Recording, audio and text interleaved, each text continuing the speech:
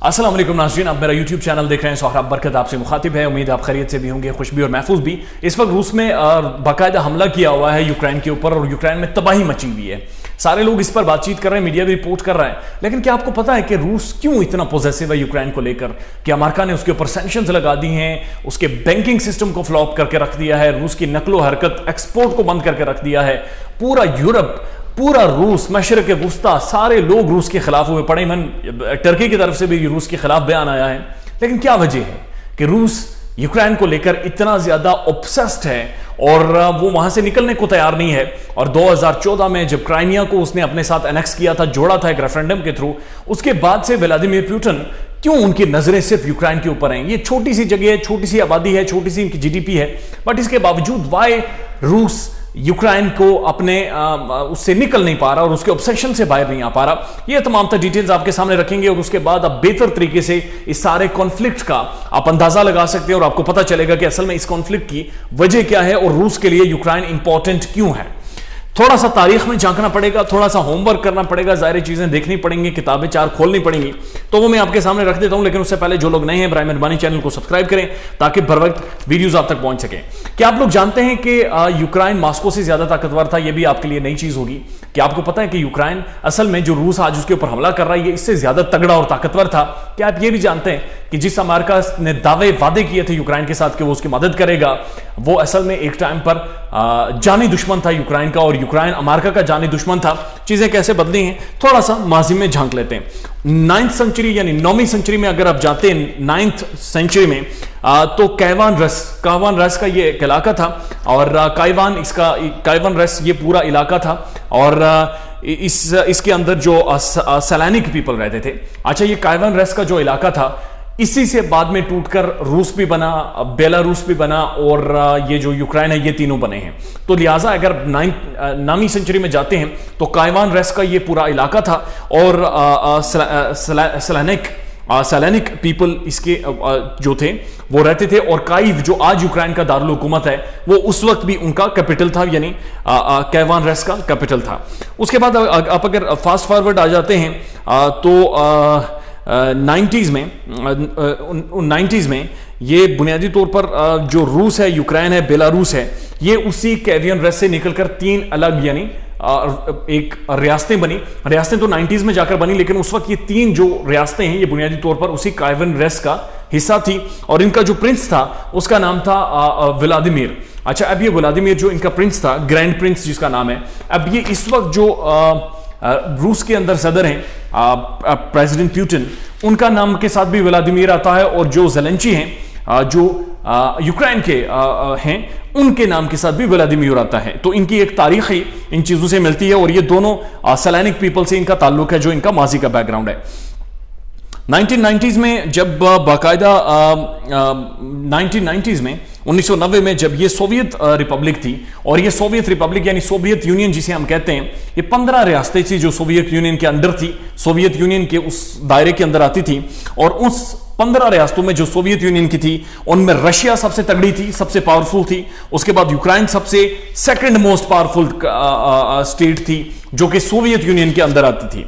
उसके बाद जी cold war जब खत्म होती है, फास्ट फॉरवर्ड, और कोल्ड वार खत्म होती है 1991 में, और कोल्ड वार के दौरान यूक्रेन अमेरिका का बिल्कुल बड़ा दुश्मन था और उससे शदीद दुश्मनी करता था। 1991 में जब कोल्ड वार खत्म होती है और रशिया यानी सोवियत यूनियन कोलैप्स करती है, तो उसके बाद जो यूक्रेन है उसकी इंडिपेंडेंस शुरू हो जाती है, यानी यूक्रेन आजाद हो जाता है। अब जब यूक्रेन आजाद हुआ था 1991 में, उस वक्त यूक्रेन के खिलाफ पास 176 बैलिस्टिक मिसाइल्स थे, यानी 176 बैलिस्टिक मिसाइल्स थे, 1246 न्यूक्लियर वॉरहेड थे यूक्रेन के पास और 44 स्ट्रेटेजिक बॉम्बर्स थे।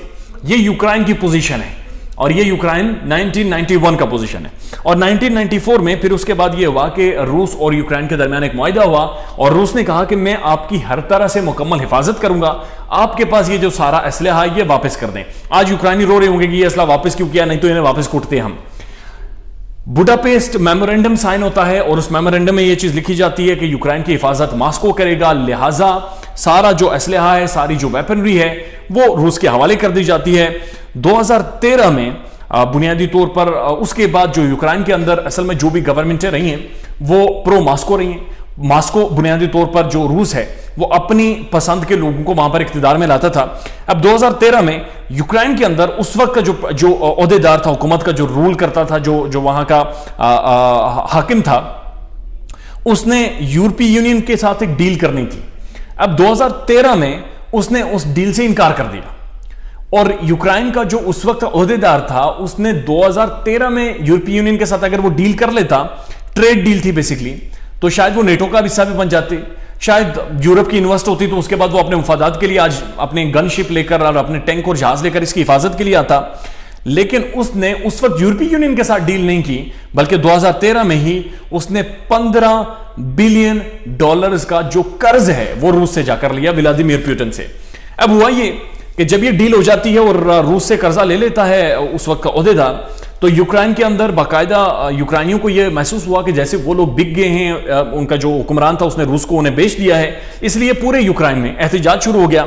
उस एहतजाज की पादाश में 2014 में रूस ने जबरदस्ती क्राइमिया जो एक रीजन है उसको अपने साथ मिला लिया। अब ये जो क्राइमिया है ये शुरू से ही प्रो रशिया बहुत ज्यादा था और ये रूस की बहुत ज्यादा सपोर्ट करता था और इसके अंदर जो लोग मौजूद हैं वो भी प्रो रशियन हैं और रूसी जुबान भी बोलते हैं।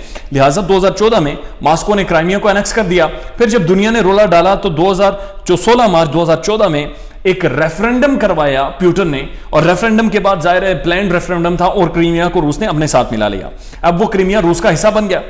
अब इसकी वजह से इसके बाद जो रूस का फोकस है वो शिफ्ट हुआ ईस्ट यूक्रेन की तरफ। ईस्ट यूक्रेन यहां पर जहां पर अभी जंग लगी हुई है, लेकिन जिसमें दानबास भी शामिल है।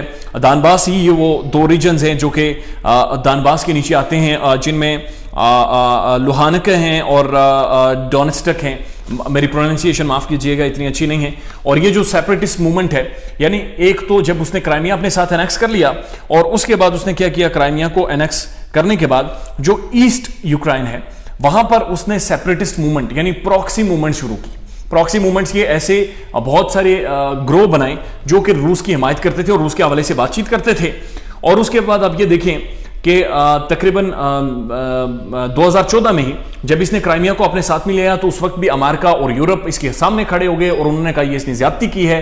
फिर एक मिन्स एग्रीमेंट होता है और मिन्स एग्रीमेंट में बुनियादी तौर पर यह चीज तय पाई कि रूस क्राइमिया से अपनी फौज भी विड्रॉल करेगा, सीज फायर भी करेगा और वहां पर इलेक्शंस भी करवाएगा।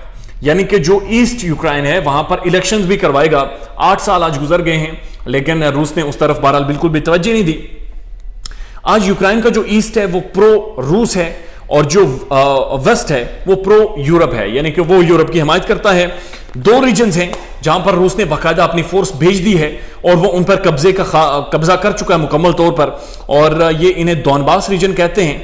और पुतिन किन चीजों को सामने रखते हुए यूक्रेन के ऊपर हमला कर रहा है और ये क्या चाह रहा है? पहली चीज वो कहता है कि नेटो स्टॉप एक्सपेंडिंग, कि जो नेटो है वो अपनी एक्सपेंशन को रोके। नेटो बुनियादी तौर पर एक अलायंस है और उस नेटो की शिक नंबर 5 के मुताबिक यह है कि एक के ऊपर हमला, सब के ऊपर हमला तस्वर किया जाएगा। और रूस ये चीज कह रहा है कि जो सोवियत यूनियन की 15 स्टेट थी, रियासतें थी, उनको आप अपने साथ ना मिलाएं। बहरहाल अमेरिका मिला चुका है और ये अमेरिका की गलती है। और यूक्रेन के हवाले से तो बड़ा क्लियर है कि यूक्रेन को आप नहीं मिला सकते। साथ साथ वो नेटो के एक तो सोवियत एक्सपेंशन को रोकना चाह रहा है, साथ साथ वो साबिक जो सोवियत रियासतें थी उनको भी वो कह रहे हैं कि नेटो के अंदर शामिल ना किया जाए। अब मसला ये है कि जो गुज़श्ता दिन बाइडन ने गुफ्तगू की है उसमें उसने भी अंदिया दिया है। और रूस और पुतिन चाहता क्या है? पुतिन बुनियादी तौर पर अपनी खोई हुई जो उनकी अहमियत थी, यानी जो सोवियत हेजमोनी थी, सोवियत यूनियन था, ये उनको अपने साथ शामिल करना चाह रहा है। और वो जो एक सोवियत हायरार्की थी, वो जो हेजमोनी थी, वो जो सोवियत यूनियन था, वो जो सुपर पावर था, ये उस दौरा को विजन कर रहा है, ये उस दौर की तरफ वापस आना चाह रहा है। बेसिकली अगर आप देखें, अमेरिका ने इनके बैंकों पर पाबंदी लगा दी है, लेकिन ये सारा हमला करने से पहले रूस ने बाकायदा स्ट्रेटेजी, प्लानिंग, हर चीज कर रखी थी। लिहाजा किसी भी तरह का कोई भी वाकया होता तो ये उससे बच जाते। और अभी जो इनके ऊपर पाबंदी लगी है मुआशी तौर पर, ये इसमें किसी भी तरह से किसी भी प्रेशर पर नहीं आएंगे और एक लंबे टाइम तक ये सस्टेन कर सकेंगे। बहरहाल आने वाले टाइम में रूस के हवाले से और यूक्रेन के हवाले से जो भी अहम डेवलपमेंट्स होंगी, जो भी अहम वाकयात और हैपनिंग्स होंगी, وہ آپ کی خدمت میں پیش کرتے رہیں گے. لیکن اس وقت بہرحال ایک سمپتھی ضرور ہے یوکرینینز کے ساتھ, اور ایسے حالات بن گئے ہیں کہ امریکہ جس کے اوپر انہوں نے تکیہ کیا ہوا تھا وہ اپنے ہاتھ شات صاف کر کے سائڈ پر کھڑا ہو گیا ہے, یورپی یونین بھی سائڈ پر کھڑا ہو گیا ہے, اور وہ سارے صرف تماشا دیکھ رہے ہیں. اپنا خیال رکھیے گا اور ہمارے چینل کا بھی. اللہ حافظ.